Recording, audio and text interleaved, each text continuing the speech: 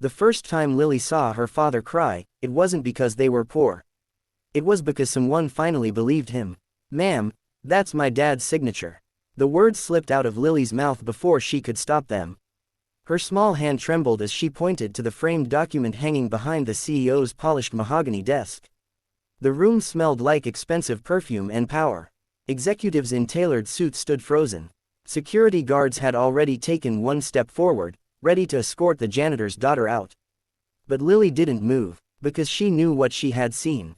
Her father's name, written in the same looping handwriting she watched him use every night at their tiny kitchen table, was signed at the bottom of the company's original founding proposal. And according to the gold plaque beneath it, the signature belonged to someone else. 12 years earlier, Daniel Reyes had been a young engineer with big ideas and empty pockets. He worked late nights in a cramped apartment, sketching designs for an energy-efficient filtration system that could revolutionize urban housing. His wife, Maria, used to tease him gently. "One day, they'll know your name," she would say, placing tea beside his scattered blueprints. But life had other plans. Maria fell sick when Lily was only 4. Hospital bills devoured their savings. Daniel pitched his invention to investors, hoping for a breakthrough. One man listened carefully, Richard Hale, then an ambitious executive looking to launch his own company. Richard promised funding. He promised partnership. He promised Daniel's name would stand beside his. But contracts are dangerous things when desperation signs them. Daniel, distracted by hospital corridors and whispered medical updates, signed paperwork he barely read. Weeks later, the company launched, under Richard Hale's sole ownership. The technology was there. The patents were filed. But Daniel's name was gone. Maria passed away that winter. And Daniel never fought back. He didn't have the money. He didn't have the strength. He had a daughter to raise. So he swallowed the betrayal and took the only job the company offered him. Janitor. For years, Daniel cleaned the floors of the building built on his stolen dream. He wiped fingerprints from glass walls that displayed awards for innovation. He vacuumed carpets in conference rooms where executives praised Richard Hale's vision. And every night, Lily waited for him on the front steps of their apartment building, hugging him as if he'd returned from war. "Daddy, when will you build something big again?" she would ask. Daniel would smile softly. "I already did, sweetheart."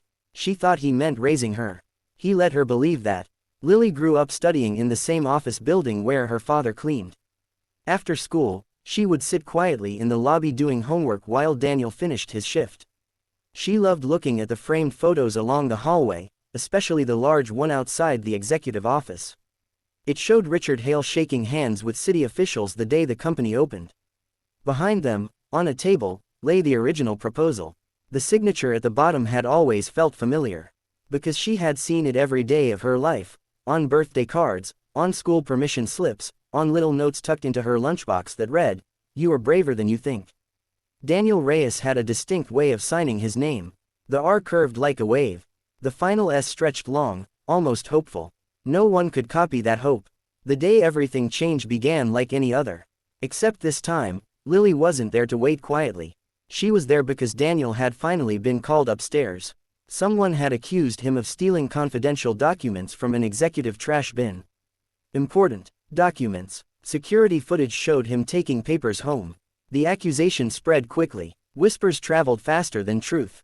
When Lily heard, she ran to the office building, her heart pounding harder than it ever had during school exams.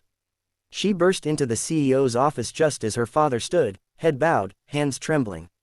Richard Hale was older now. Wealth had softened his posture but hardened his eyes. "You think I'd steal from you?" Daniel's voice cracked, not in anger, but in heartbreak. "You took classified documents," Richard said coldly. Security confirmed it. "They were blueprints," Daniel whispered. "Old ones. From the recycling." "For what purpose?" Daniel hesitated. "Because how do you explain that you've spent 12 years quietly perfecting the design that was once yours, not to reclaim fame, but to give it away freely to communities that couldn't afford the company's expensive systems?"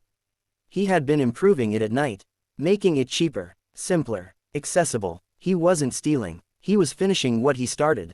That's when Lily saw the frame on the wall behind the CEO. And that's when she said it. "Ma'am, that's my dad's signature."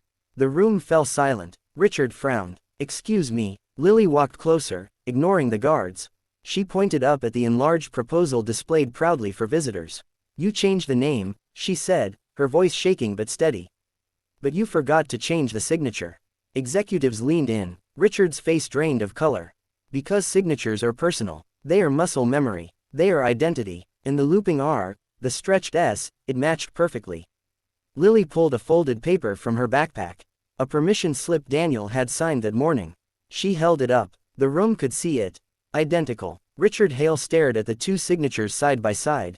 For the first time in 12 years, he didn't look powerful. He looked human. And haunted. Everyone out, he ordered quietly. The executives hesitated. Now, the room emptied until only Daniel, Lily, and Richard remained. Silence pressed heavy between them. I was desperate, Richard finally said. Investors wouldn't back me without full ownership. I told myself I'd make it right later. You never did, Daniel replied gently. I built an empire on your idea. Daniel shook his head. You built it on fear. Richard's eyes shifted to Lily. How long did you know? He asked Daniel. Long enough, Daniel said. But I didn't want revenge. I just wanted to survive. He explained the blueprints, the redesigned system meant for low-income housing. A version that could change thousands of lives if released freely. I was never trying to hurt your company, Daniel said. I just wanted to help people who can't afford what we charge. Richard sat slowly in his chair. For 12 years, he had convinced himself Daniel had moved on. That silence meant acceptance. But silence, he realized, sometimes means sacrifice. The next morning, employees arrived to find an announcement sent company-wide. A press conference was scheduled. Rumors exploded. By noon, cameras crowded the lobby. Richard Hale stood at the podium. Beside him stood Daniel, and Lily. With deep regret, Richard began, voice unsteady, I announced that the original concept and foundational design of this company was created by Daniel Reyes. Gasps rippled through the crowd. Richard continued, today, ownership of the founding patent and a controlling share of this company is being transferred to its rightful creator. Reporters shouted questions. Richard raised a hand. Success without integrity is failure in disguise. I learned that too late. He stepped back. Daniel approached the microphone slowly. He looked at the cameras. At the employees. At his daughter. I don't want revenge, he said softly. I want responsibility. He announced the launch of a nonprofit division dedicated to installing affordable filtration systems in underserved neighborhoods.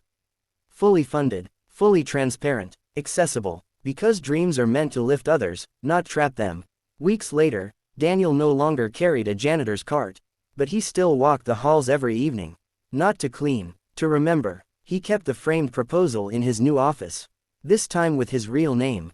And beneath it, a smaller frame. A permission slip signed in the same looping handwriting.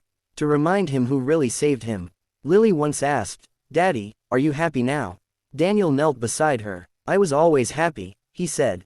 I had you. But now, he added, glancing at the bustling nonprofit team outside his office, I'm proud too.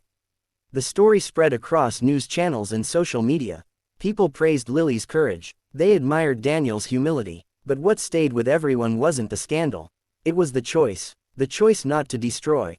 The choice to rebuild. The choice to turn betrayal into blessing. Because sometimes the most powerful signature isn't written in ink. It's written in character. And no one can steal that.